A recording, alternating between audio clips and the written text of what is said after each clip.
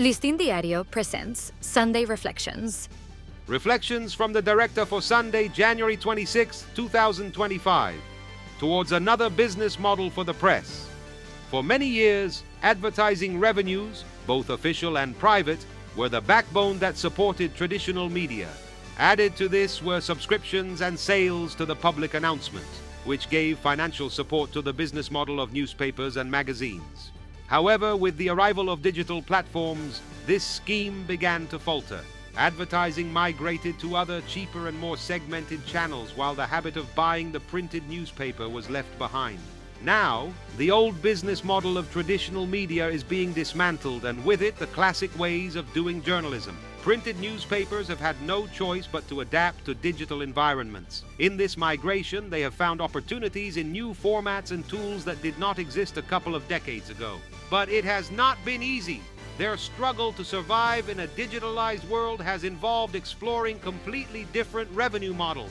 Today, digital subscriptions, paid audiovisual products, special events for segmented audiences, and even commercial alliances with companies are the pillars that financially support many media. The great challenge is to keep this model afloat without losing the clientele of the printed editions, which still has a loyal niche but in decline. Given this panorama, traditional media have found a key in differentiation. To compete with the tide of fast, often inaccurate news that floods social networks and other digital platforms, they have opted for journalistic genres that add value. Chronicles, in-depth reports, and well-founded analysis are regaining their place. The use of tools such as data mining allows journalists to go beyond the surface and offer stories that not only inform but also educate and connect with the reader on a deeper level. In this context, the seal of quality has become the main asset of the media. Unlike social networks where misinformation and unverified news abound, traditional media have set out to offer reliable, useful, and high-quality content. That added value is what users are willing to pay for. Today, rather than depending on official sources or private advertisers, the media depend on their ability to understand the preferences of their readers.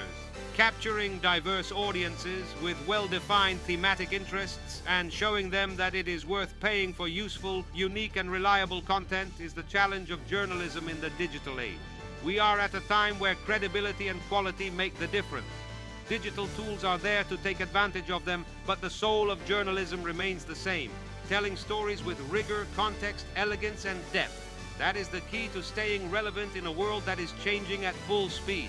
For Listín Diario, voiceover and translation by Danny Leon. Listín Diario presented Sunday Reflections.